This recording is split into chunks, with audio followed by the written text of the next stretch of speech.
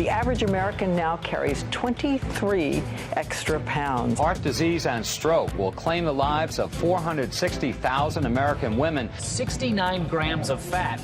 You could actually save 12 grams of the fat and half the calories if you simply ate an entire stick of butter. We're talking about diabetes and hypertension, and bone diseases, osteoporosis. Prostate cancer is now the most common cancer in American men.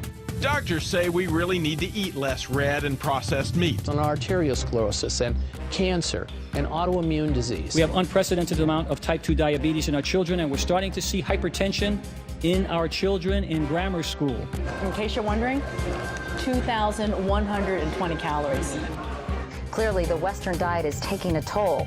This should serve as a wake-up call. We have a growing problem, and the ones who are growing are us. Food. It's central to our lives and traditions. Every special occasion seems to involve food and feasting.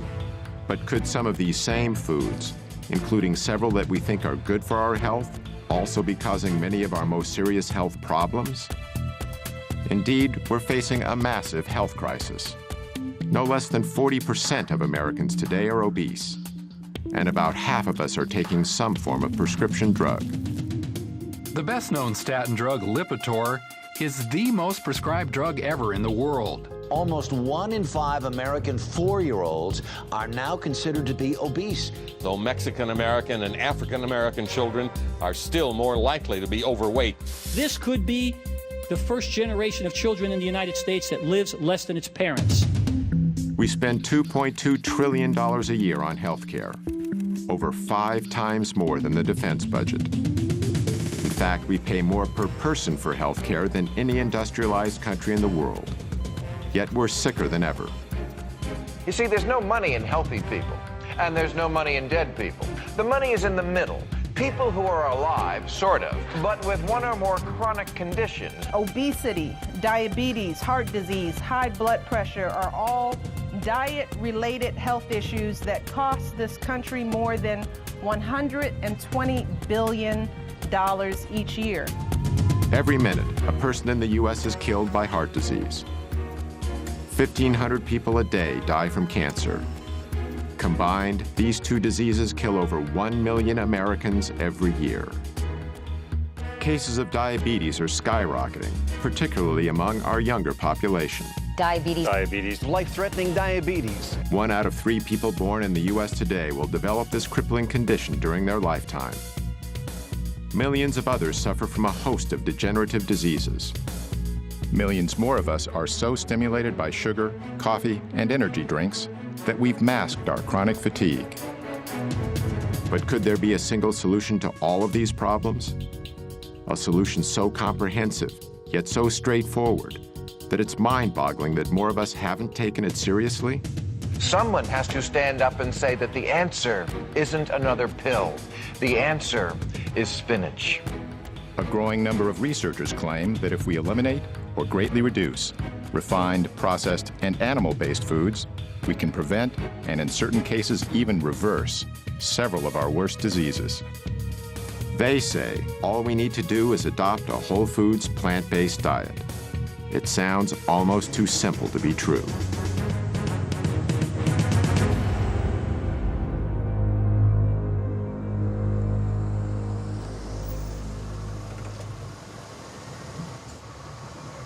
You might not expect someone like me to explore the connection between diet and disease. On my way over, I drank these 2 Red Bulls. I also had a 12-ounce Coke and another half of a 12-ounce Coke. I haven't always lived the healthiest lifestyle, and I've eaten more than my share of fast food.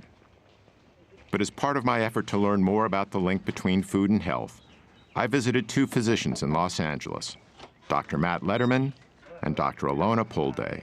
Hi. How you doing? Lee, nice to meet you. Nice to meet you too. Is Dr. Pulday? Dr. Pulday, pleasure to meet you too. Both are MDs. Dr. Lederman was trained in internal medicine and Dr. Pulday in family practice.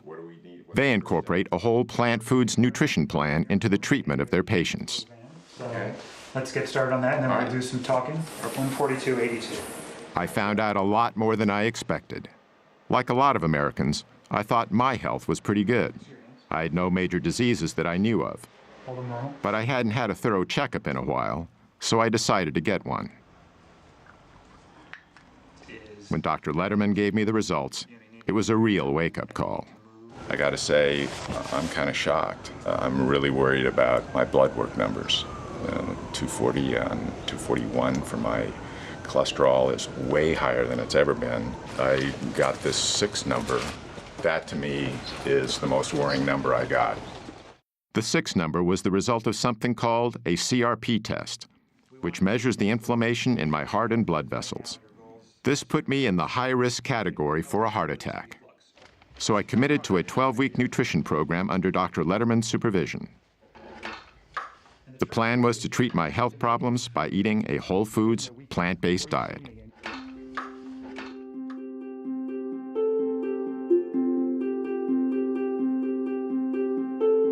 The idea of using nutrition to promote good health is nothing new. Indeed, Hippocrates, the ancient Greek father of Western medicine, said, "Let food be thy medicine," over 2,000 years ago. Yet it wasn't until more recently that the science behind this observation was systematically probed and applied.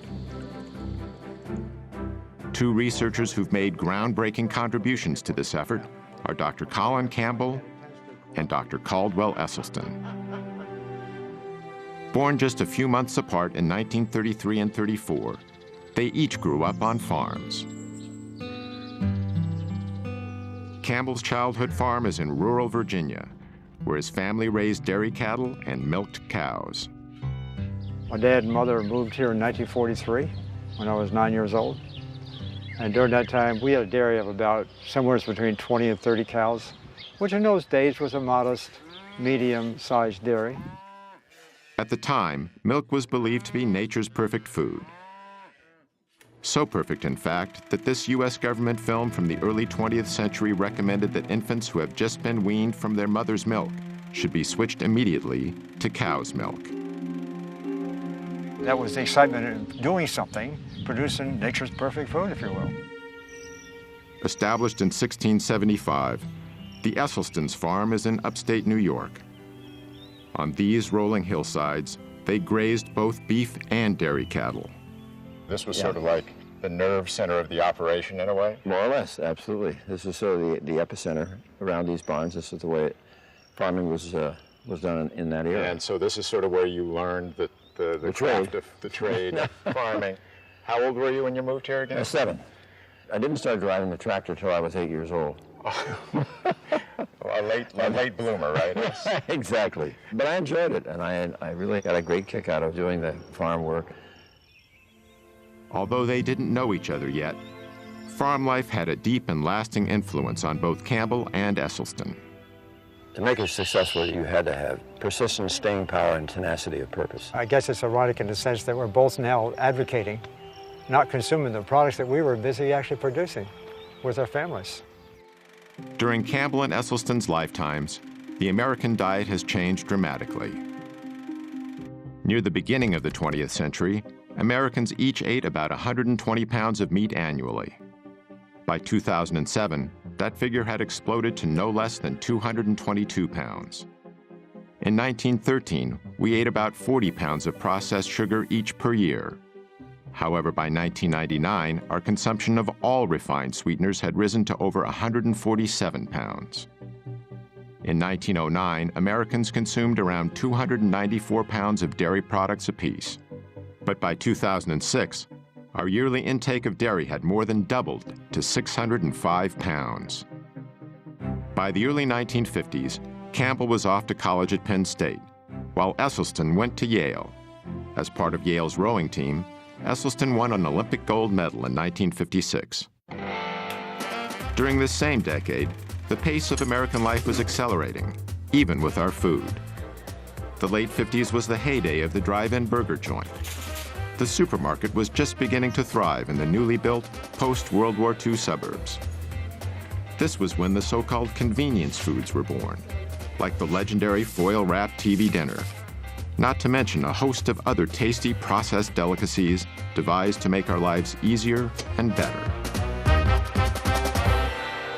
By now, Colin Campbell was in graduate school at Cornell University, which had one of the most prestigious nutritional science departments in the country. His research was on animal nutrition and biochemistry. But it was focused more on feeding animals for their ability to be able to produce meat, milk, and eggs, protein containing. And so my own research was focused on protein, making sure we got enough. It was considered to be the vital nutrient. It was one of the first nutrients discovered. And without protein, the animal would die. So it was a life force. And in fact, in even the early 1900s, there were statements made that this is the stuff of civilization itself. Protein was also nearly synonymous with animal-based foods like meat. It still is today, all over America. Why do you think meat is important in our diet? Protein. Protein. Protein? Protein. Protein. Protein. Protein. A lot of protein. We need protein, don't we? We can't live without protein. The idea that plants had protein also didn't come into play until maybe the late 1800s, early 1900s, and then it struggled through the years. No matter what source the protein came from, in the late 1950s, most scientists believed the world needed a lot more of it. We had a lot of starving and malnourished children in the world. And so in my community, in the nutrition community, there were discussions about why so, what could be done. And one of the prominent thoughts was to make sure they get enough protein. I certainly went along with this view. At about the same time, Dr. Caldwell Esselstyn was just beginning his medical career at the world-famous Cleveland Clinic in Cleveland, Ohio.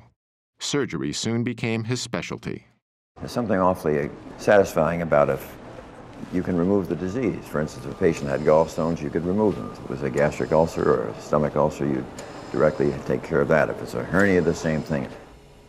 During the 1960s, heart disease was on the rise in the U.S. What doctors commonly call coronary artery disease is usually caused by a condition of the arteries that supply the heart with blood. What happens is that over time, a fatty substance in the bloodstream called cholesterol builds up in the coronary arteries, restricting the blood flow to the heart. This can ultimately cause several problems, from severe chest pain called angina to heart attacks. Cholesterol is a natural substance produced by all animals, including humans, and it's an essential component of our cells' walls. But when we consume dietary cholesterol, which is only found in animal foods like meat, eggs, and dairy products, it tends to stay in the bloodstream. This so-called plaque is what collects on the inside of our blood vessels and is the major cause of coronary artery disease. In the late 1960s, a colleague of Dr. Esselstyn's at the Cleveland Clinic made a major breakthrough in the treatment of this condition. In fact, Esselstyn shared space with him in the clinic's surgical locker room. His name was Dr. Rene Favillaro.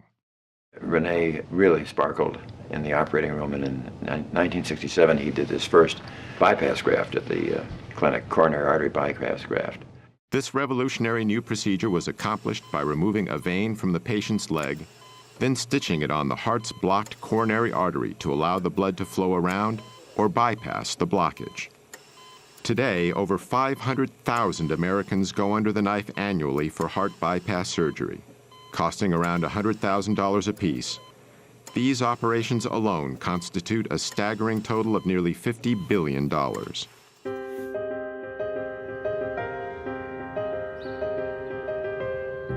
Joey Acoin lives in Tampa, Florida, where he owns and operates a landscaping company. I tell everybody, the joke with everybody with me is, I don't eat to live, I live to eat. And my whole life, I ate whatever I wanted.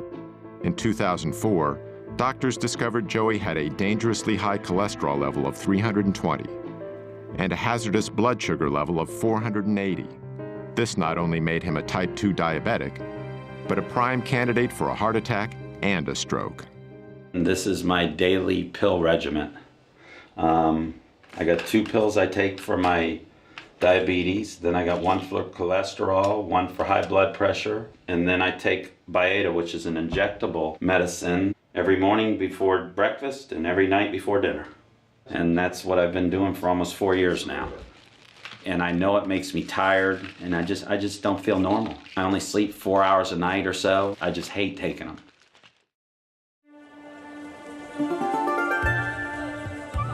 In the mid-1960s, Dr. Campbell was in the Philippines, trying to get more protein to millions of malnourished children. To keep costs down, he and his colleagues decided not to use animal-based protein. The program was beginning to show success. But then Dr. Campbell stumbled onto a piece of information that was extremely important. It centered on the more affluent families in the Philippines, who were eating relatively high amounts of animal-based foods. But at the same time, they were the ones most likely to have the children who were susceptible to getting liver cancer. This was very unusual, since liver cancers are mainly found in adults. But just the mere fact that they occurred in children said, there's something here. This is pretty significant. Shortly afterward, Dr. Campbell came across a scientific paper published in a little-known Indian medical journal. It detailed work that had been done on a population of experimental rats that were first exposed to a carcinogen called aflatoxin, then fed a diet of casein, the main protein found in milk. They were testing the effect of protein on the development of liver cancer. They used two different levels of protein. They used 20% of total calories, and then they used a much lower level, 5%. 20% turned on cancer, 5% turned it off. This Indian paper, together with what Dr. Campbell had learned about increased liver cancers in children eating animal-based foods, combined to create a decisive moment in his work and his life. Because we learned that animal protein was really good in turning on cancer. During the same time, the way Americans ate was changing, again.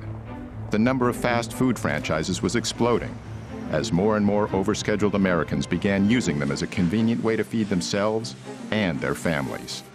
While the fast food revolution was sweeping the nation, the rate of cancer deaths in America was continuing to rise. As a result, in 1971, President Richard Nixon initiated a program that was dubbed the War on Cancer. We are here today for the purpose of signing the Cancer Act of 1971. And I hope that in the years ahead, that we may look back on this day and this action as being the most significant action taken during this administration. On the front lines of this new war was Caldwell Esselstyn. By 1978, he was chairman of the breast cancer task force at the Cleveland Clinic. Yet he soon began to doubt the medical procedures he was using. No matter how many of these operations I was doing for women for breast cancer, I wasn't doing one single thing for the next unsuspecting victim. So Dr. Esselstyn started investigating the global statistics on breast cancer. One of the facts he discovered was that the incidence of breast cancer in Kenya was far lower than it was in the United States. In fact, in 1978, the chances of a woman getting breast cancer in Kenya were 82 times lower than in the U.S. Dr. Esselstyn was even more surprised by the numbers he discovered for some other types of cancer. In the entire nation of Japan in 1958, how many autopsy-proven deaths were there from cancer of the prostate? 18. 18 in the entire nation. That, to me, was about the most mind-boggling public health figure that I think I'd ever encountered. In the same year, the U.S. population was only about twice the size of Japan's, yet the number of prostate cancer deaths exceeded 14,000. Dr. Esselstyn also discovered that in the early 1970s, the risk for heart disease in rural China was 12 times lower than it was in the U.S. And in the highlands of Papua New Guinea, heart disease was rarely encountered.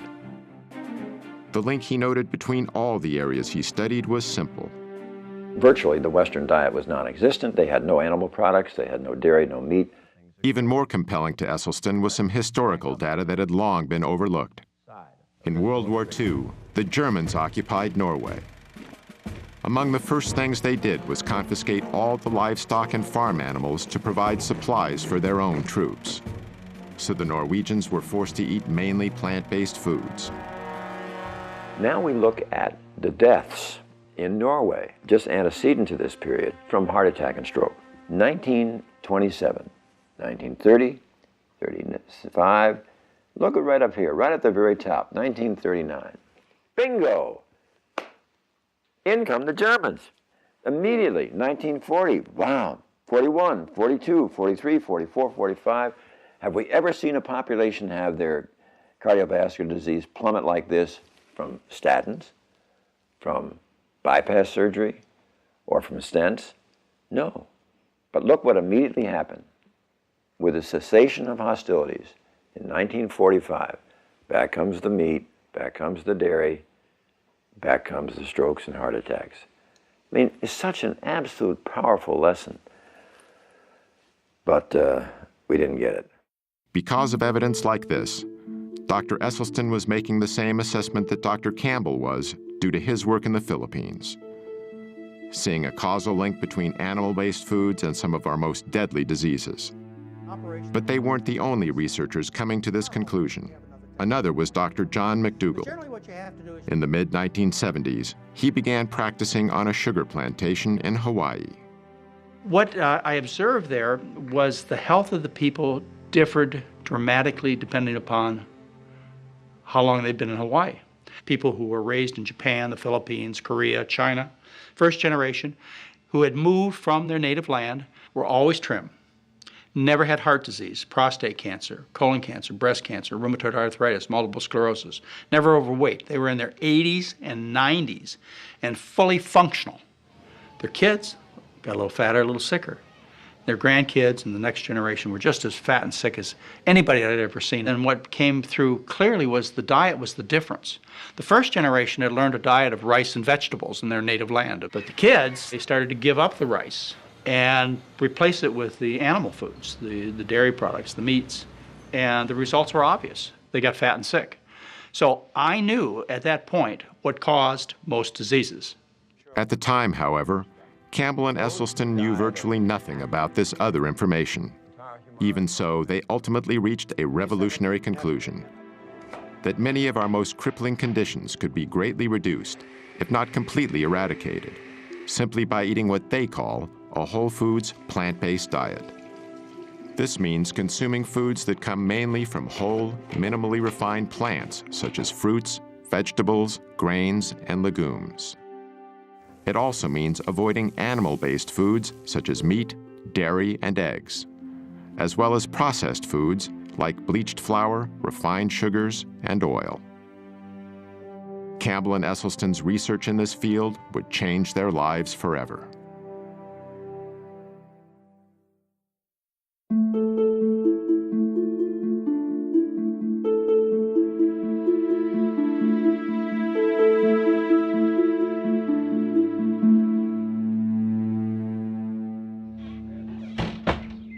Went through your preliminary form. The goals that I have, tell me if I'm missing any from you, were eliminate your shots and medicines. You want to get off this stuff.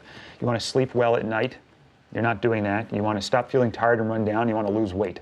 That's it. You got it. Those are your goals. The other complaints, you had low energy, ringing in the ears, sinus problems, postnasal drip, shortness of breath, wheezing, coughs, indigestion and reflux, loose stool, diarrhea, bloating, black and bloody mucousy stool with meat consumption, and difficulty walking, getting around, trouble losing weight, chronic and unpleasant hunger feelings, groggy after meals, strong food cravings, and anxiety about food in general.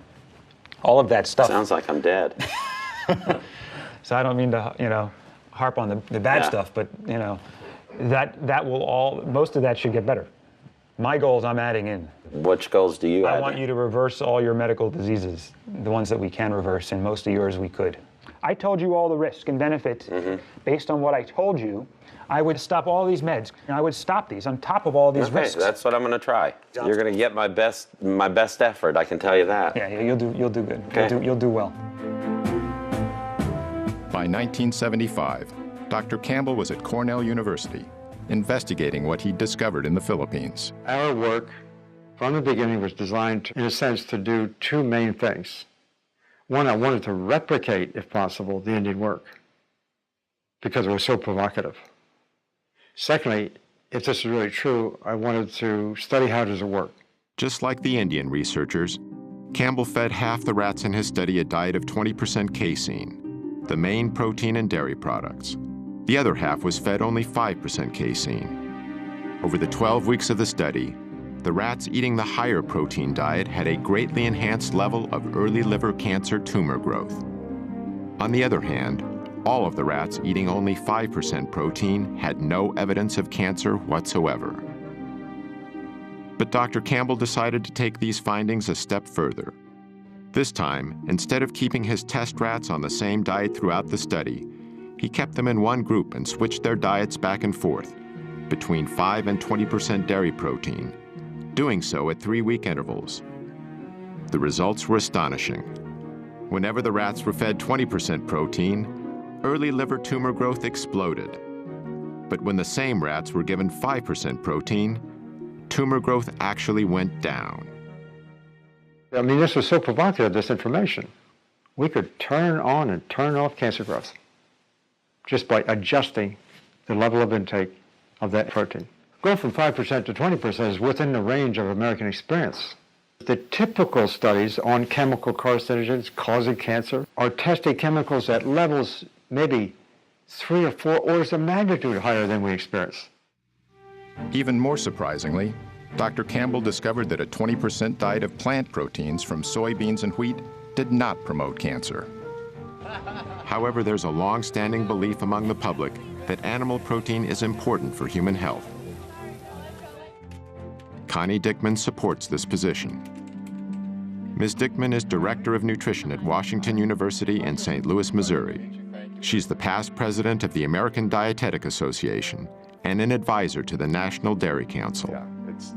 When you eliminate animal foods from your eating plan, you run the risk of inadequate protein content. Animal proteins provide all the amino acids that we need for cell growth, tissue repair, and overall health. Eating whole foods, it's virtually impossible to be protein deficient without being calorie deficient, because even if you take the foods that have the least amount of protein in it, let's say potatoes, for example, or rice, 8-9%. That's the figure we more or less need. Dr. Campbell's research led him to a conclusion about the way genes, chemicals, and nutrition interact to promote cancer. Cancer starts with genes. It might be genes we're born with, it might be genes that are actually changed by a chemical. So those genes become capable of producing cancer cells. Whether we do or don't get cancer is primarily related to how we promote those cancer cells to grow over time. That's where nutrition comes into play. They go much more rapidly when they were fed animal protein. Dr. Campbell and other nutritional scientists have found that only a small percentage of cancer cases are caused solely by genes. I think the general consensus in my field is that probably not more than 1 or 2% at most is attributed to the genes we may or may not have. And that's the most helpful and hopeful information I give people, because if you go through life thinking that what happens to you from a health perspective is based on your genes, you're a helpless victim. My diet was pretty abominable. I thought the two principal food groups were caffeine and sugar. Dr. Pam Popper is executive director of the Wellness Forum in Columbus, Ohio, and an expert in the areas of health and nutrition. The women in my family are all overweight. I'm not. I don't eat and live like they do.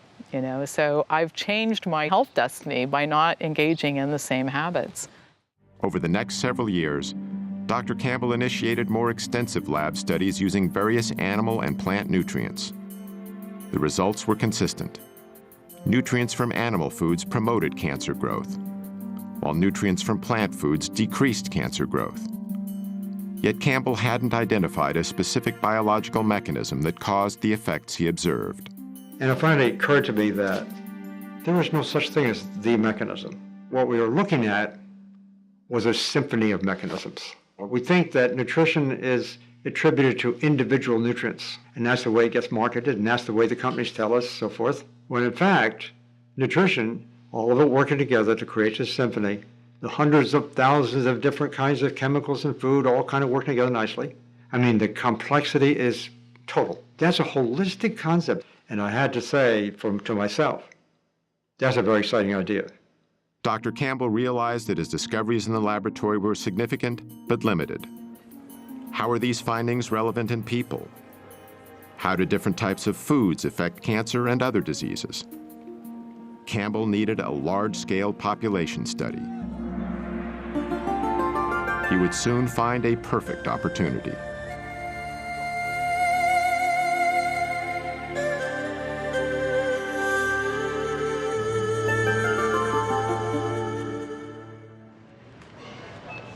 So mangoes are really good. They flavor things really Okay. nicely. That's something you want to get a riper one.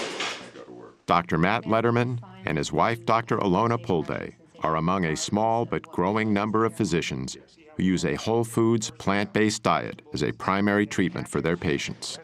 From shopping with patients to teach them how to read nutrition labels. And I don't care what it says on the front, the back, or the sides. Look at the ingredients. Okay. And that's all I care about.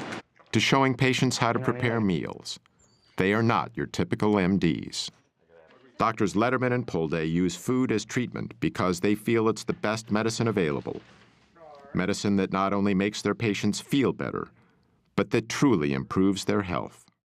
In 1973, the U.S. Congress passed a new farm subsidy bill. Among other things, it included incentives that encouraged a massive increase in corn production. One of the major byproducts of this enormous corn surplus was a low-cost sweetener called high-fructose corn syrup. Companies could add this sweetener to anything from soda pop to hot dogs, and then make these products widely available at low prices. Processed sugars and other refined foods are far more calorie-dense than the whole plants they're made from. The dramatic increase in their use is a major reason why our food has become richer. To evolutionary psychologist and author Dr. Doug Lisle, the consumption of unnaturally dense foods is the main cause for the epidemic of obesity in America. It isn't that people become more self-indulgent. It isn't because they're lazier than they ever were. What's happening is that their mechanisms of satiation are being fooled. The process starts with a range of receptors in our stomachs that help us gauge how much food we've eaten. These include stretch receptors to help measure the sheer volume of food in our stomachs. We also have density receptors to help determine the caloric density, or what we more commonly call the richness of our food. For instance, 500 calories of natural plant food fills the stomach completely, triggering both our stretch and density receptors to signal our brain that we've had enough to eat. But 500 calories of unnaturally rich or processed food fills the stomach far less, deceiving these receptors into telling our brain that we need to eat more. Even worse is 500 calories of oil, which is almost pure fat and barely triggers any response at all. The problem with weight management in humans is that if you make these foods completely artificial, which we do today, you wind up with a problem that people have to overeat just to be satisfied. But why do these concentrated foods that are so harmful to us give us so much pleasure? Dr. Lisle says the answer is related to a system called the motivational triad. This is a trio of biological mechanisms that nature has designed into every creature on Earth so they can survive to pass their genes on to the next generation. The first leg of the motivational triad is pleasure seeking. And primarily two things are the cause of that, and those two things are food and sex. So in the case of a great white shark, it's basically got a neon sign flashing across its forehead saying food, sex, food, sex, food, sex. Unless it's a male, then it says sex, food, but it's pretty much the same thing. The other two legs of the motivational triad are avoiding pain and doing everything with the least amount of effort. Pleasure-seeking, pain avoidance, and energy conservation, that really sums up animal behavior, whether we're talking about a paramecium under a microscope or a great white shark. Richer foods naturally excite our senses because it's nature's way of telling us they will provide the highest amount of dietary reward with the least amount of effort. This helped our ancestors find the most calorie-dense and ripe foods available, which contributed to our survival. But in today's environment, we can artificially increase calorie density well beyond what our ancestors would have found in nature. The resulting foods give us a hypernormal amount of pleasure, leading us into something Dr. Lisle calls the pleasure trap. What the pleasure trap is an interaction between our natural instincts, which are trying to tell us the right thing to do, and some kind of artificial modern stimulation that is piggybacking or hijacking that process. So the classic example of the pleasure trap would be drugs and drug addiction. The way drugs work is they hijack the existing pleasure circuits. When certain chemicals hit those areas, they cause feelings of euphoria and excitement. The same drug-like effect happens when we eat highly concentrated, processed foods. We've removed the fiber, we've removed the water, we've removed the minerals, we've done everything that we can to hyper-concentrate sugar and fat and add a bunch of salt as well into the food. And now what the food has become is become a low-grade addiction. These things are drugs. They have other deleterious side effects, not the least of which is adding a lot of empty calories. Dr. Terry Mason is Commissioner of Health for the City of Chicago. He's one of the few public officials in America who openly supports a plant-based diet. If it walked, hopped, swam, crawled, slithered, had eyes, a mama and a dad, don't eat it. Dr. Mason contends that the less affluent segments of our population have difficulty making the best food choices. Well, first of all, the diets are calorie-rich and nutrient-poor. This is the real problem. And unfortunately, poor people are poor in everything. They're poor in health, they're poor in food choices, they're poor in almost every aspect you could think of. This makes the less prosperous particularly vulnerable to the low-grade addiction of highly processed foods. People want stuff that's fast, people want stuff that's quick, and they like the stuff that's salty, and they like the taste of something fried. And so those are the kinds of things that you see in our community.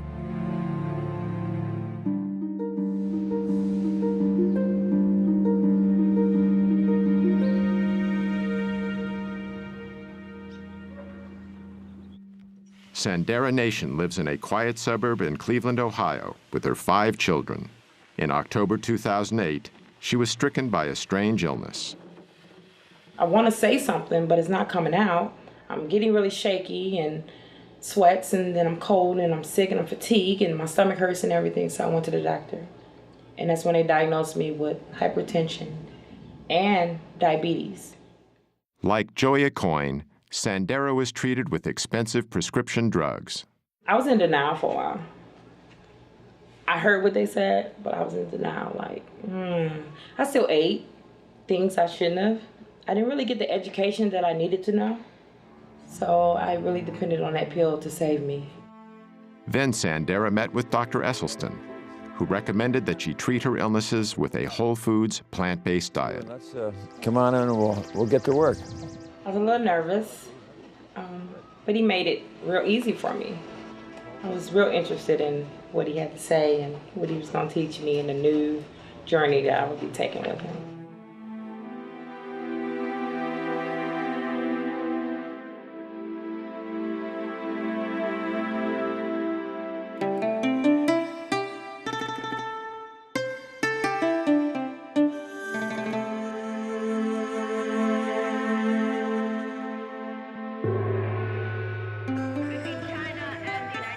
In 1974, Chinese Premier Zhou Enlai was hospitalized with bladder cancer. Knowing that his disease was terminal, he decided to give his country a more complete understanding of cancer.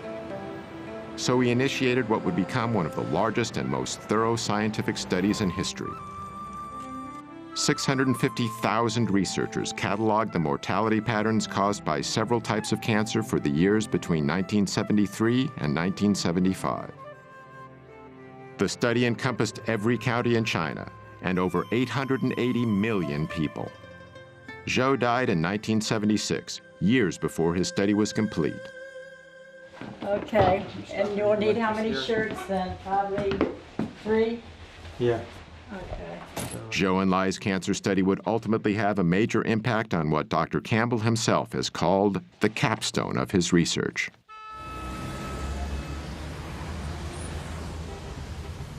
Early 1980. And you were there for 2 or 3 months. Dr. Junxi Chen is now senior research professor with the Chinese Center for Disease Control and Prevention. He first met Dr. Campbell at Cornell in 1980, when he was a member of the Chinese Institute of Food and Nutrition Science. The Cold War was just beginning to thaw, and Dr. Chen was among the first senior scientists from China to visit the United States. By then, Dr. Campbell had become one of the most distinguished nutritional biochemists in the world. When they discovered this book, a significant collaboration was born. This is the Atlas of Cancer Mortality in China. Published in 1981, the Cancer Atlas was the result of Zhou and Lai's nationwide study. It showed a highly unusual geographical distribution of different types of cancer in China, which tended to be clustered in certain hotspots. The same was true with cancer after cancer, and the counties with the highest levels were often far greater than the counties with the lowest levels. So, for example, esophageal cancer, according to this cancer map, the mortality has 400-fold difference among different counties in China. That's huge. Yeah, and I understood that in the United States, only several-fold difference. Maybe twofold is another. That's all we see. Yeah. So that caught our attention in terms of why. Because they are all Chinese. Genetically, they are all the same. And why they have so much difference in single cancer mortality. So we believe it has to be related to the environment, the big environment. And from our professional perspective, of course, it's diet and the nutrition. Dr. Chen, he said, why don't we just go there and do a study? For Dr. Campbell, it was the opportunity he'd been looking for. Among other things, he could examine how his observations about liver cancer in Filipino children and the findings from his lab studies applied to a large human population. The project would consider 367 diet and health-related variables, making it one of the most ambitious nutritional studies ever conceived. Dr. Campbell and his associates carefully chose 65 counties scattered across China. These counties were mainly located in rural or semi-rural areas. We use the rural counties because they are stable in their residence, and they have been in this lifestyle for at least 20 to 30 years. More than 350 workers were trained. They carefully surveyed the diet and lifestyle of 6,500 people in the chosen counties. Urine and blood samples were also taken. In 1983, Doctors Campbell, Chen, and their collaborators began to analyze the vast amount of information that had been collected. The job would take years.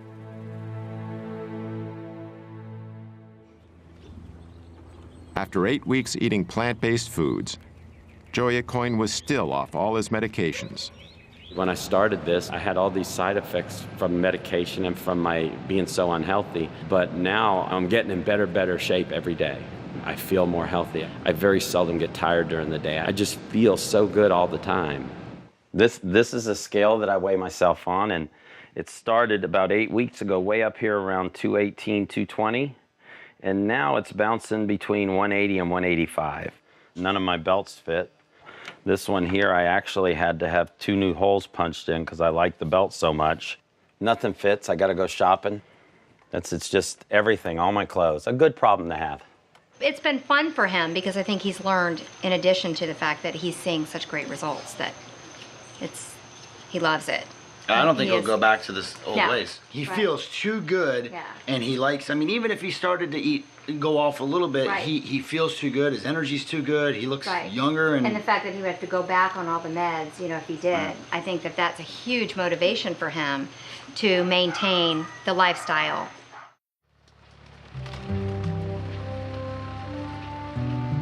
In the mid-1980s, Dr. Caldwell Esselstyn was struggling to organize a study on coronary artery disease.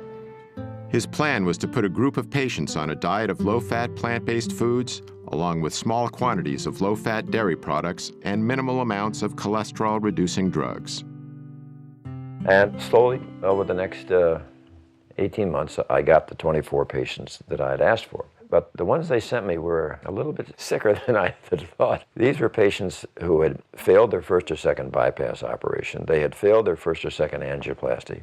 And there were 5 who were told by their expert cardiologist they would not live out the year. One of the most gravely ill patients was a 59-year-old speech and communications teacher, Evelyn Oswick. Ate all the chocolate candy I could eat, ate every donut I could put my hands on. Oh, I just love things like that. A lot of gravy, And then I have had 2 heart attacks before I met Dr. Esselstyn. When I had the second heart attack, the doctor said that I should prepare for death, really is what he said. And I looked at him and I said, do you really mean that what you want me to do is buy a rocking chair and just sit there and rock away and wait? And he just looked at me and he said, yes, that's just exactly what I'm saying. Anthony Yen was born and raised in China. And we were eating typical Chinese cultural diet. A very small piece of meat, but they slice it, and so it was for flavor rather than American style. When you eat a large, great, big piece of meat, which you could easily feed the whole family in China.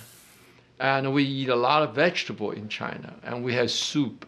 But once I came to the United States, you find beginning to experience fast food, hamburgers and cheeseburgers, pizza, and I noticed my weight began to gain. When Mr. Yin was 56 years old, he suddenly experienced severe chest pains. At that time, I had an open heart surgery. I have 5 bypass, 5. But it was very interesting. About a week later, I felt my chest tighten up again. So myself and my wife went to see Dr. Esselstyn. I saw every one of these patients myself every 2 weeks for the first 5 years. And at that visit, we would get a full cholesterol lipid profile. We would get blood pressure, weight, and I would go over every morsel they ate. By using simple foods as the main treatment for his patients, Dr. Esselstyn was bucking a high-tech, high-cost system that was deeply entrenched in both big medicine and big government. Behind my back, I got to be known as Dr. Sprouts. But I've always liked a challenge.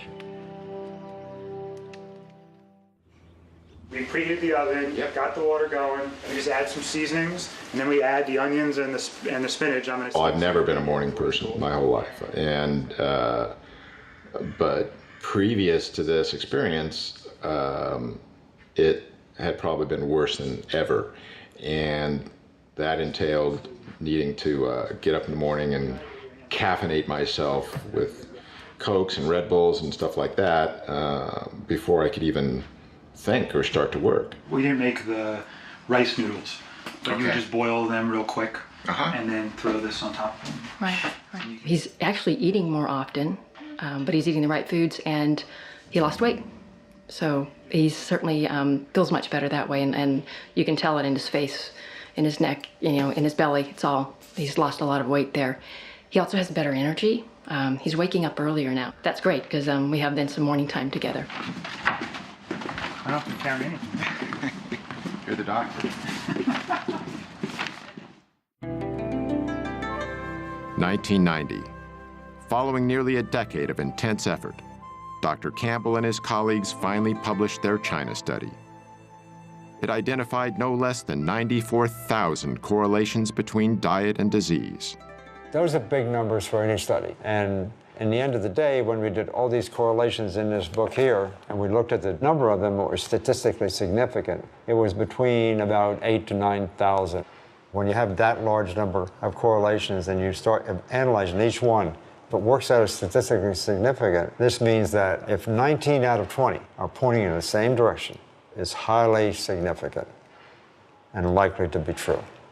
Hundreds of detailed tables and charts were included in the study. Each one presented the raw data that was collected. Then, this information was cross-referenced in multiple ways to demonstrate its reliability and to show how it linked with the 367 variables the study examined. I think the major message we got out of all these correlation analysis is only one message.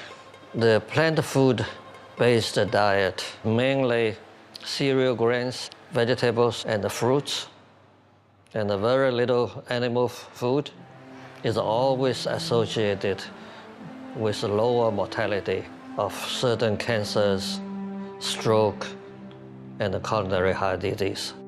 The New York Times called it the most comprehensive large study ever undertaken of the relationship between diet and the risk of developing disease. For Dr. Campbell, he finally had large-scale data on people, and it was remarkably consistent with his earlier discoveries. Together, he found that the scientific evidence was clear. Whole plant-based foods were beneficial to human health, while animal-based foods were not.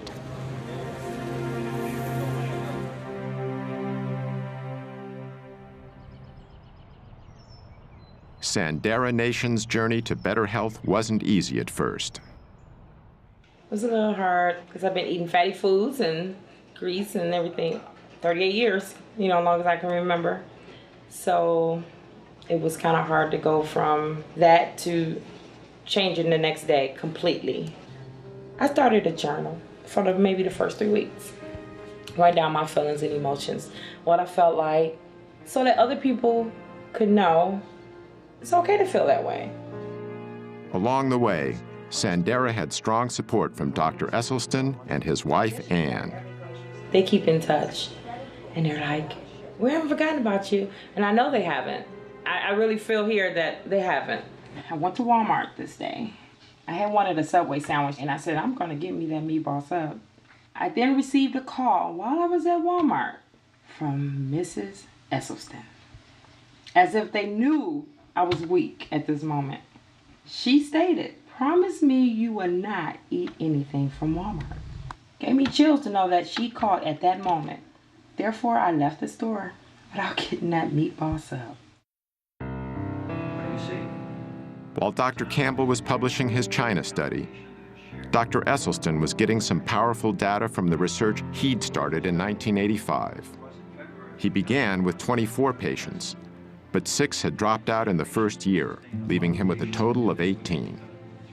At the end of 5 years, we had follow-up angiograms, and 11 of the group had halted their disease. There was no progression. And there were 4 where we had rather exciting evidence of regression of disease. These results were astonishing. The diet produced something that medication and surgery never had before: actual reversals of heart disease. The biological mechanism that caused these reversals centers on the lining of our veins and arteries, the endothelial cells. They are the absolute life jackets of our blood vessels. You're young and you're a teenager, you're healthy. You could spread those out 1 layer thick and you'd have something that would cover 6 or 8 tennis courts. In 1988, scientists discovered that endothelial cells manufactured the gas nitric oxide. Well, what does nitric oxide do? Nitric oxide keeps our blood flowing smoothly without being sticky. It also helps to dilate constricted blood vessels during physical activity and inhibits the formation of plaque. And most importantly, nitric oxide is a powerful force for eliminating the inflammation that seems to go with this plaque. However, scientific tests have demonstrated that when we start eating the typical Western diet, our endothelial cells are damaged. When you're getting to be in your 40s and 50s and 60s and you've been slaughtering your endothelial cells, you don't have those 6 or 8 tennis courts. You may be down to 1.5 or 2, and they can't protect you. Yet according to Dr. Esselstyn, when we begin eating a whole foods plant-based diet, the damage to our endothelial cells not only stops, it starts to reverse.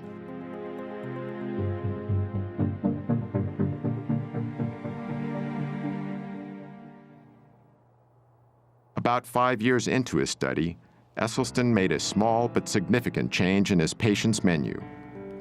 It started in 1990, when he read the glowing review of Dr. Campbell's China study in the New York Times. Dr. Esselstyn saw that and invited me to come to a conference he was organizing in Arizona. These 2 revolutionaries, who up until then had been on similar but separate paths, finally met face to face. On the one hand, I'm coming from the scientific route, getting some ideas. He's coming from the clinical route and doing some dramatic research. Here's the science, here's the clinical evidence. Put the 2 together is amazing. When he learned of Campbell's research, Esselstyn removed dairy products from his patient's diet. The results of his ongoing study continued to be impressive, and in 1995, he published a paper detailing them in a noted scientific journal. Yet one of Esselstyn's most remarkable success stories involved a colleague of his at the Cleveland Clinic, Dr. Joseph Crow.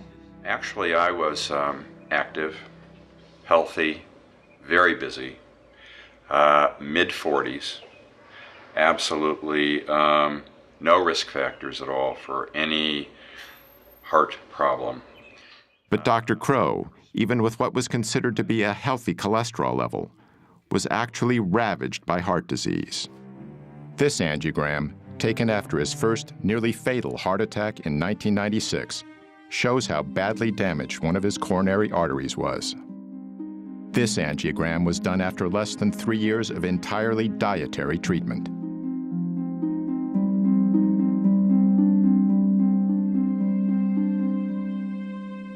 Dr. Crow is fortunate. In 25% of cases, sudden death is the first and only sign of coronary artery disease. Of Dr. Esselstyn's original 18 patients, all survived the initial 12 years of the study. Today, 14 patients are still alive, over 2 decades after the study began.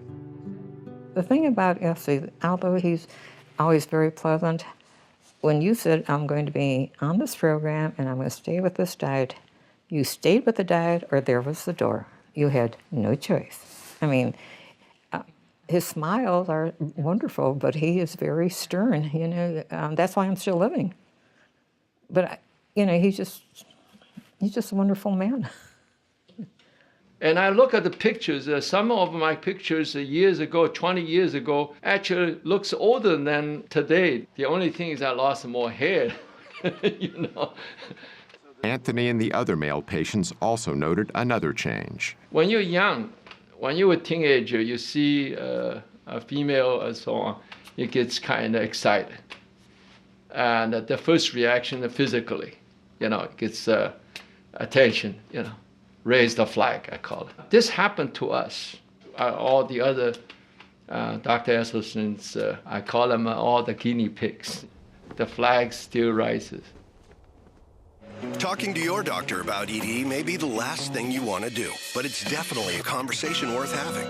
I'm a practicing urologist and have been so for the last 25 years. And erectile dysfunction is actually the first clinical indicator of generalized cardiovascular disease. It's the canary in the coal mine. It's the thing that lets you know that you have some significant endothelial and vascular disease much earlier than will a heart attack or something like that. We have to stop thinking of the body like it's compartmentalized. It really isn't. The blood goes everywhere in the body. And so if you have vascular disease anywhere, you have it everywhere. Despite the apparent success of the dietary approach, some critics say eating this way is extreme. Now, with the Western diet, this guarantees there are going to be, what, 500,000 people in this country this year who will have to have the front half of their body divided, their heart exposed, then veins will be taken from their leg and sewed on their heart. Some people would call that extreme.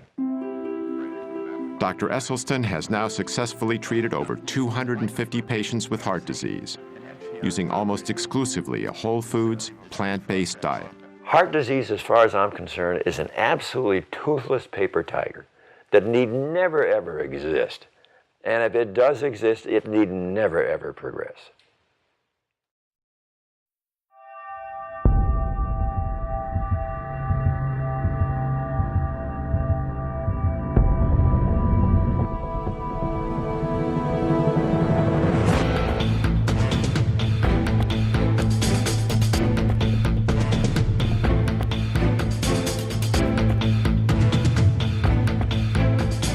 Las Vegas, Nevada. At the Extreme Couture Gym, we found an extraordinary plant-based athlete, Ultimate Fighter champion Mac Danzig. In the mixed martial arts world, strength, toughness, and endurance are of paramount importance, and Mac has them all. I had cut dairy out of my diet when I was about 18 years old. because I had a ear, nose, and throat allergy to dairy, and I was getting a lot of ear infections and things like that. So when I cut that out, really the only thing that was separating me from having a vegan diet was chicken and fish. So I was just eating that for years, and I was eating it because I thought that I needed to, because everyone tells you, if you're an athlete, you need, at least chicken and fish in your diet for protein. Something that's just one of the myths that's been perpetuated for a while. All it took was me cutting the chicken and fish out, and I did it cold turkey. I think a lot of people, stereotypically speaking, think someone that's a vegan is like some skinny hippie type of person. And I'm not necessarily trying to break the stereotype. I tried the diet for my own personal reasons, and it worked for me. I feel like I have more energy now that I don't eat the meat products, and I also feel like I recover better in between my workouts. I'm not trying to be part of some exclusive club or anything like that. I'm just doing my thing, and don't plan on eating meat or dairy or anything like that for the rest of my life. This guide is called the Type A Planning Guide. Now, it includes foods that are found in the basic 4 food groups, because we are concerned about the total daily needs, and this is a part of it. We must serve 1/2 pint of fresh fluid milk to provide calcium, riboflavin, and the other nutrients that are needed for our children. For decades, the dairy industry and U.S. government have been saying that milk is good for our bones. While all whole foods contain calcium, an essential nutrient for bone health, it is argued that we need the higher amounts found in dairy. Children and aging women in particular have been singled out to drink more and more and more milk. What do you think the most important nutrient we get from dairy products is, like milk? Calcium. Calcium. Calcium? Calcium. Calcium. Calcium. Or calcium. Calcium. The science in terms of dairy's role in healthy bones is pretty strong. And in fact, the National Osteoporosis Foundation, of course, utilizes that science in their recommendations. Osteoporosis is a degenerative bone disease, which has been widely linked to a lack of calcium. If this is true, nations with a high intake of dairy products, which are a major source of calcium in a westernized diet, should have low levels of osteoporosis. But according to a study done by a distinguished Harvard researcher, nations with high levels of calcium intake tend to have high levels of hip fractures, which is a key indicator for osteoporosis.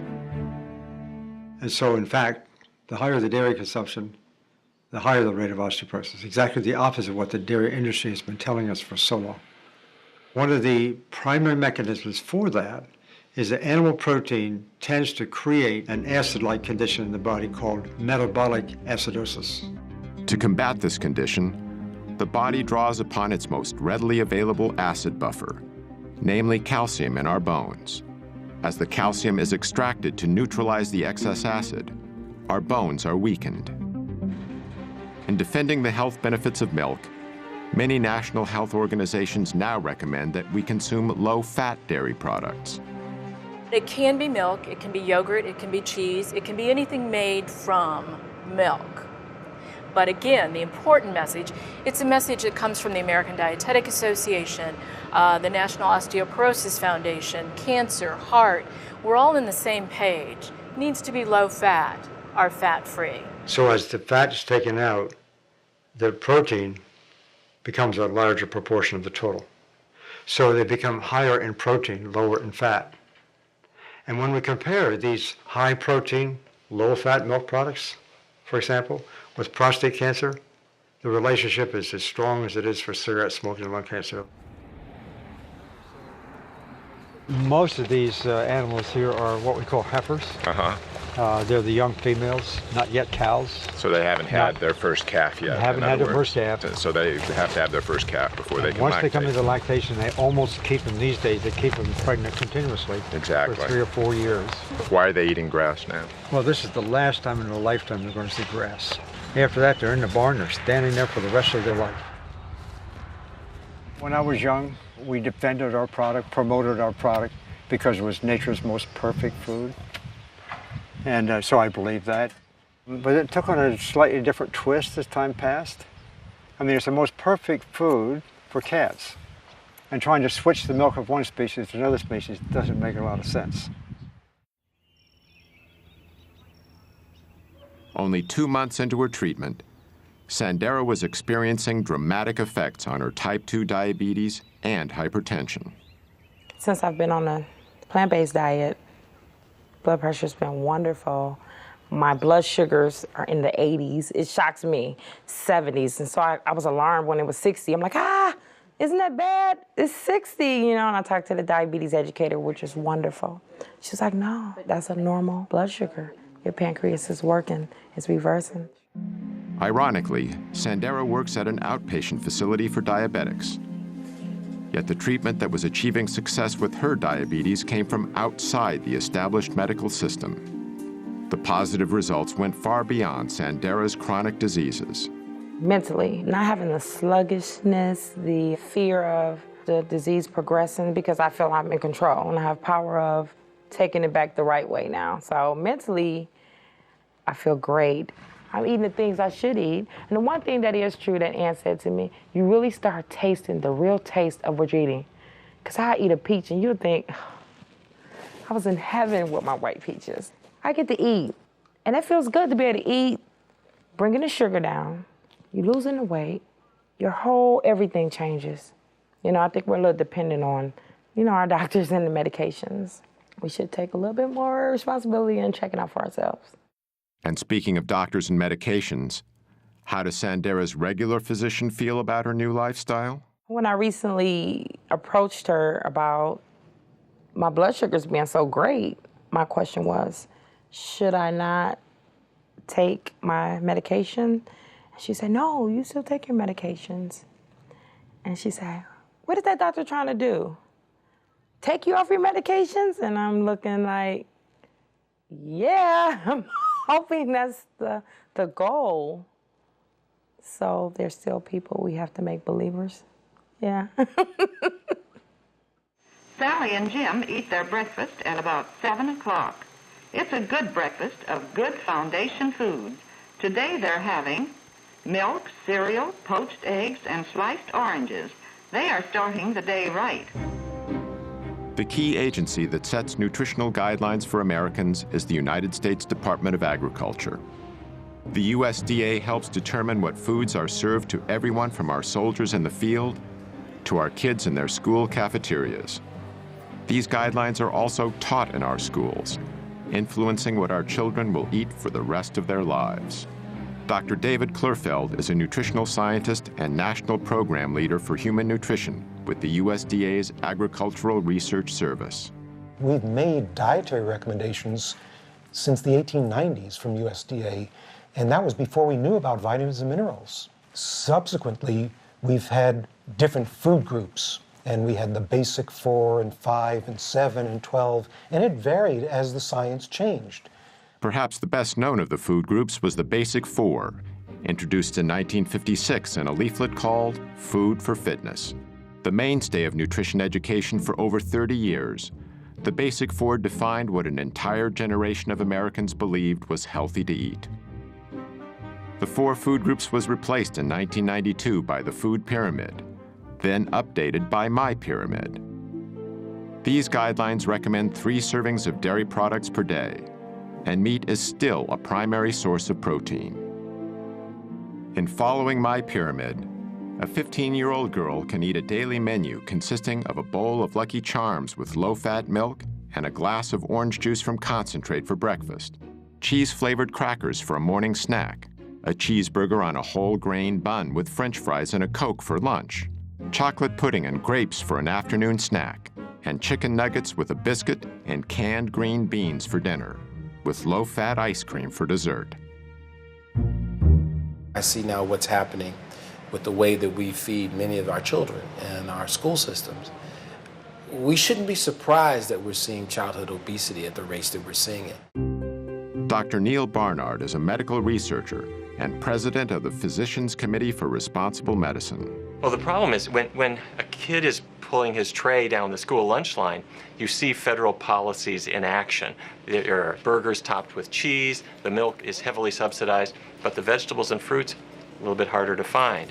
And this is because the government contracts are going to particularly the meat producers and other producers as well. It has nothing to do with the health of the children. It has all to do with the financial health of the big agribusiness entities. What we have with the USDA is it's really a farmers advocacy organization, and okay, let's have one. But that same group cannot advocate for farmers, help subsidize their operations, manage commodity foods, subsidize the price of growing things, and then turn around and say, okay, we're gonna tell people what to eat. They're gonna tell people what to eat based on their constituents, which are the farmers, not the American public. In 1998, Barnard's group sued the USDA. Every 5 years, the government reformulates the dietary guidelines for Americans. That's the blueprint of what Americans are supposed to eat to be healthy. And we looked at the panel that pulled it together, 11 people. 6 of the 11 had financial relationships with the food industry. So we said, hey, wait a minute. There are laws about what they're supposed to do and how transparent they are supposed to be. They violated those. And we brought them to court. And it was a long trial, but we won. But that doesn't change the fact that the policies they came up with continue to favor industry as they always have. I don't think there really is a problem with industry connections between scientists and the food industry, primarily because if the beef industry has a question about their products, shouldn't they go to the best scientists? And if the best scientists are consulting for the food industry, I still want the best scientists on these committees that make nutritional recommendations. Financial conflict of interest is only one conflict of interest. You know, there are people who've spent their entire careers trying to prove that a vegetarian diet is good for you or that red meat is bad for you. Now, they may not have industry ties, but they too have a conflict of interest. You know, we do develop biases personally. I had those biases too. But I got to a point in my career that I was getting results that went against what I had thought was true. So I had to self-reflect, criticize my own bias, look at it really carefully, and I changed my views. Dr. Campbell paid a price for changing his views. He's been marginalized by key administrators of his own university. This after being a lead scientist and securing millions of dollars in research grants for Cornell's Nutritional Sciences Division. He had a popular nutrition course canceled by the division director, who had long been a major consultant to the dairy industry. Numerous observers feel this was an arbitrary decision that violated the standards of academic freedom. Dr. Campbell has also witnessed serious corporate influence over research that is used to develop the government's nutrition policy. One example he cites centers on the prestigious National Academy of Sciences. The building behind me here is perhaps the single most important building in the area of science in the country. This is where scientists participate in deliberations about issues of the day and determine how that science can be used to affect policy. In the early days when I was involved, those panels were mostly funded by public money. But on the other hand, in more recent years, I have seen more and more corporate money coming in to support these activities, and more people being allowed on the committees, especially the chairs of the committee, and of course they can pick the kind of people they want to pick in order to get a certain kind of conclusion. It's not the way it should be, and I'm sure that if the public were to know how powerful is this influence, they would be surely upset.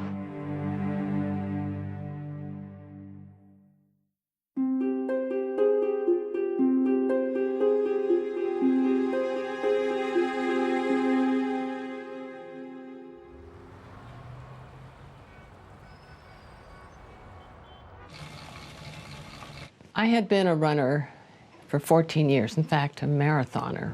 47 years old, at the top of my game. In 1982, Ruth Heydrich's running career came to a sudden stop when she was diagnosed with breast cancer. After a mastectomy, her doctors recommended chemotherapy and radiation to treat the cancer that had by then spread to her lungs and bones. Ruth decided to visit Dr. John McDougall instead. And I said, Ruth, I've spent my residency collecting information on diet and breast cancer. And it's all in these files right here. Sit in my office and read through it and see what you think. He said, these are the studies that show what I'm trying to prove is that diet can reverse breast cancer. And she read it, and she comes out and she says, okay, I've changed my diet. She changed her diet. So he showed me how to eat, no added oils, lots of fruits and vegetables, whole grains. Ruth then started training for the Ironman Triathlon in Hawaii, which combines running a marathon with long-distance biking and swimming. I became obsessed. Kept up the running, of course, never stopped, and then added swimming, biking, and for good measure, lifted weights. And people were saying, you're crazy. You're a cancer patient. You should be resting. Doctors told me this. I felt so good. I felt fit, and I wanted to maintain that level of fitness. And I felt sure that if I had a healthy body and I was putting the right food into it, that I could beat this cancer. At the Ironman Triathlon, Ruth won a gold medal in her age group. Stuck with the diet, found out my arthritis disappeared, my constipation disappeared, my dandruff disappeared. No sign of depression, which you might expect with a cancer diagnosis. I felt renewed, invigorated, and out to show that diet is so much more important than anybody ever thought. Other women get over breast cancer, colon cancer, prostate cancer. There are people who have had metastatic prostate cancer all over the body who have gone through what we call spontaneous remission. In other words, they've been cured. And it's not the end of the world when you get this diagnosis. Some people get over it. Ruth did. So I'm still racing, still daily training. Now, how many people in their 70s are doing triathlons? Not very many. So that gives hope for all of us as we age, that not only will you stay healthy and beat the degenerative diseases that most people get, but you can start collecting medals.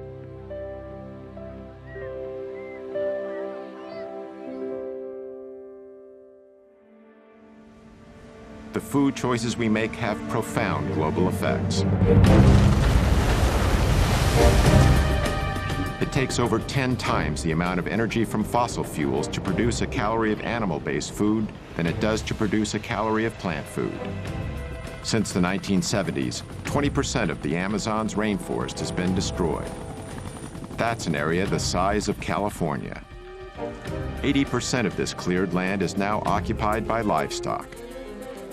The world's cattle alone eat enough grain to feed 8.7 billion people, nearly 2 billion more than the population on Earth. With almost 1 billion malnourished people across the globe, redirecting even a portion of the grain used to fatten cattle could feed every hungry mouth on the planet. For Gene Bauer, factors like these, combined with a deep respect for animals, helped convince him to adopt a plant-based diet. Mr. Bauer is president and co-founder of Farm Sanctuary near Watkins Glen, New York. It provides a safe haven for animals that have been abandoned or abused. I grew up eating animals, like most people in our country, but once I started considering my food choices, I recognized that I didn't really want to eat animals. And the more I learned, the more I saw that I was healthier if I didn't eat animals, and that I had a much lighter footprint on our planet. The livestock industry is a greater contributor to global warming than the entire transportation industry, according to the United Nations. So by eating meat, milk, and eggs the way we are, we're harming our own health, we're slaughtering 10 billion innocent animals every year in the US, and we're destroying the planet. Statistics compiled from the United Nations and the World Health Organization demonstrate the profound global effect that diet has on health.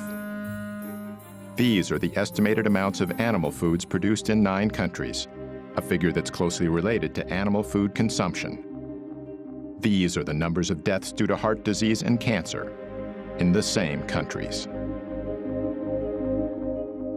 In the United States, the very same diseases continue to have a grave impact. Even with the billions of dollars spent on cardiac treatment, heart disease is still the #1 cause of death, killing over 600,000 people a year. And the elephant in the room, when we talk about stents and heart bypass surgery, is the fact that, well, it's no question In an emergency, these procedures are absolutely life-saving. But when they're done electively, and these procedures do not protect from new heart attacks. Stents and bypass operations are used mainly to treat large arterial blockages. Yet according to many research studies, only a small percentage of heart attacks are caused by the largest buildups of plaque. The rest are caused by the more numerous, newer blockages that are far more inflamed and much more likely to rupture than the larger, older, more stable plaques. And so this is why those procedures don't treat the disease. They are treating symptoms. Dr. Esselstyn has been eating the same foods that he has recommended to his patients for over 25 years. One of his sons, Rip Esselstyn, used a plant-based diet to fuel a successful 10-year career as a professional triathlete. When Rip turned 34, he was ready for a career change and trained to become a firefighter.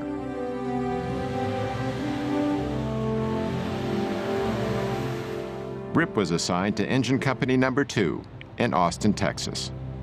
We're incredibly competitive here at the fire station, and we love making bets. So we were out on the porch one night, and we kind of made this little bar bet to see who had the lowest cholesterol level.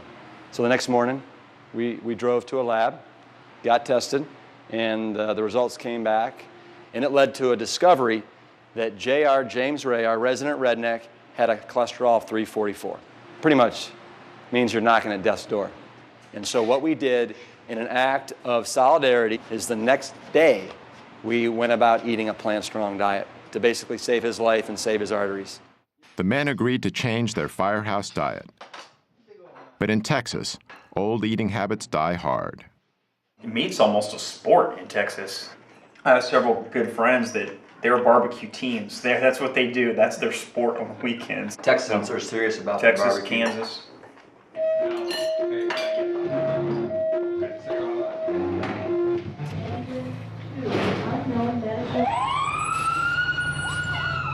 Well, guys associate being manly with eating meat. And if you're a firefighter, it's exponentially so. Last year, for example, there were 133 firefighter fatalities in the United States. 52% were from heart disease. The number one killer of in the line of duty deaths for firefighters is heart disease. After just 3 weeks on his new diet, JR tested his blood cholesterol and it dropped 148 points, a decrease of 43%. His results inspired the others who also saw their cholesterol drop and their energy levels rise. As firemen, they were not only helping themselves, they were in better shape to assist others. One of the things about being a firefighter is you don't have any idea what your next call could be. We may have a high-rise alarm where we have to go up 20 flights of stairs with air packs on, with all of our bunker gear on, with a high-rise pack on our backs. Anybody can go down the pole, but not everybody can go up, especially without their legs. And right there, you're talking about an additional 75 to 100 pounds that you have to carry up 20 flights of stairs. You have to have an amazing aerobic capacity and strength in order to do that. Real men eat plants. Real men eat plants. You know, as firefighters, everybody thinks that we fight fire, and we do. But over 70% of our calls are medical emergencies where we are responding to heart disease, hypertension, type 2 diabetes, rampant obesity. And so we see up close and personal basically the destruction that's being caused by the standard American diet. To me, the answer is just absolutely so simple it's criminal. And it's just people starting to take responsibility for their health and starting to eat more plant-based foods. It's that simple. After 13 weeks on a whole foods plant-based diet, it was time to get my results from Dr. Letterman. When you started, your weight was 231 pounds, Right. now 211 pounds. Okay, that's So 20-pound drop there. Wow. Your blood pressure was 142/82 when you started. It's now 112/70. Wow, All right. that's a big drop, That's right? a nice drop. Oh yeah, that's great. And it'll just keep dropping as you continue to do awesome. this. Your pulse was resting at 92 when you started. It's now down to 60. resting. Okay, cool. Your total cholesterol, though, went from 241 down to 154. What?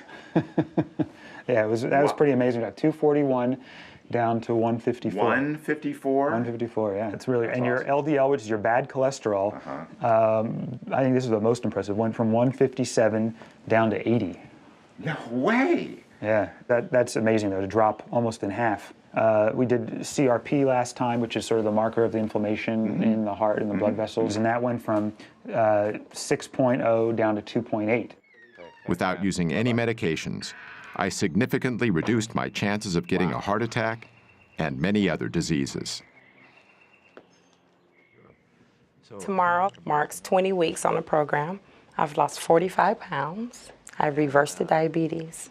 You have to know that everybody is so incredibly proud of what you've done. I don't have to rely on the medication. I have a lot of energy that I didn't have before. My children love it. They're so proud of me, and they tell me all the time. I had a little saying that I've carried around for maybe the last 2 years, and it's win the war. Do not let one lost battle end the war. If you do break down and give in to temptation, do not quit. Just get right back on track. Not tomorrow, but right now. The diabetes is not coming back. I'm not going to let it come back, nor the weight. The message is you're in control of your life. Joey Coyne had over 24 health problems, including type 2 diabetes.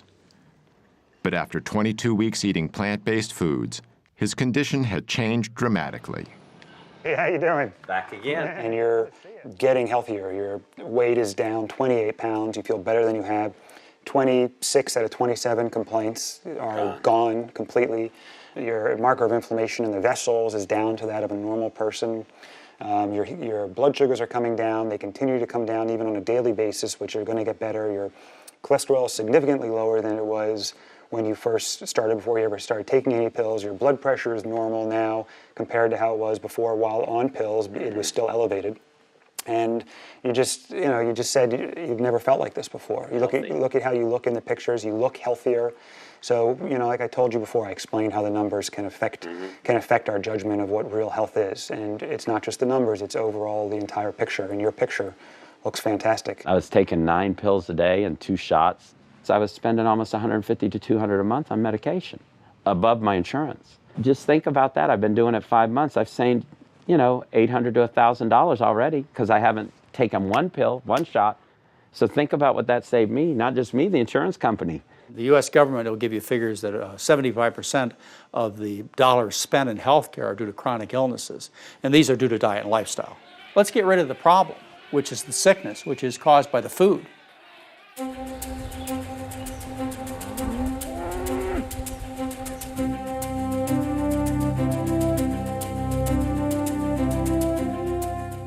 Now well into their 70s, Doctors Campbell and Esselstyn are both vital and active. They also continue to spread their message. If you carefully look at our school children, already the arteries to their brain, the carotid artery, is getting some intimal medial thickening. Dr. Esselstyn lectures about his research all over the United States and abroad. His wife Ann frequently accompanies him to help counsel patients and to demonstrate the preparation of plant-based foods. Dr. Esselstyn is also director of the Cardiovascular Disease Prevention and Reversal Program at the Cleveland Clinic's Wellness Institute. Like Dr. Esselstyn, Dr. Campbell continues to lecture throughout America and beyond. Dr. Campbell, you believe that even if animal-based proteins, meat, dairy, etc., are free from contamination, you don't think people should eat them? No, I don't. I think the closer we get to a plant-based diet, I should say a whole foods plant-based diet, the healthier we're going to be for all of us. In China, where Dr. Campbell did his large study a generation ago, the population has experienced dramatic increases in the amount of meat, dairy, and processed foods the average person consumes.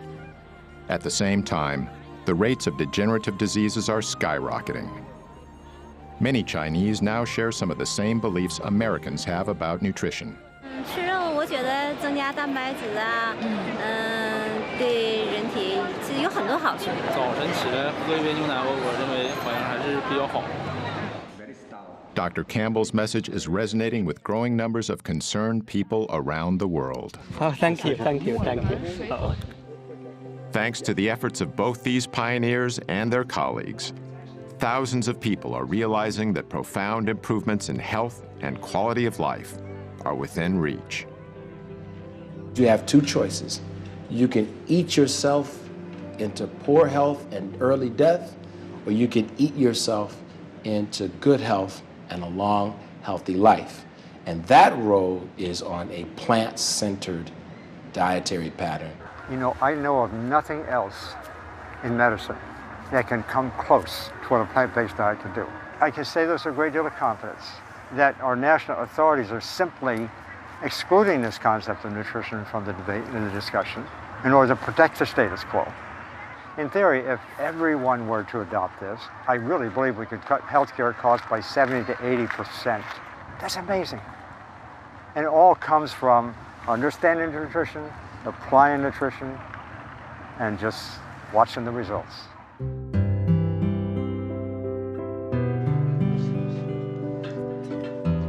The greatest gift that you could possibly give to yourself and your family, not only those in your generation, but your children and your grandchildren, if you can make them be aware of the incredible power that resides within each of them to avoid life's most poignantly tragic and painful events. You just don't have to have those kinds of events.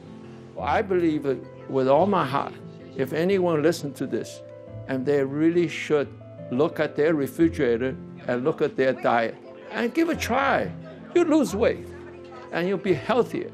Nothing gonna lose if you just take a few weeks and try. You could see how easy it is. I'm not going to say it was difficult. Again, I made up my mind. This is what I'm going to do.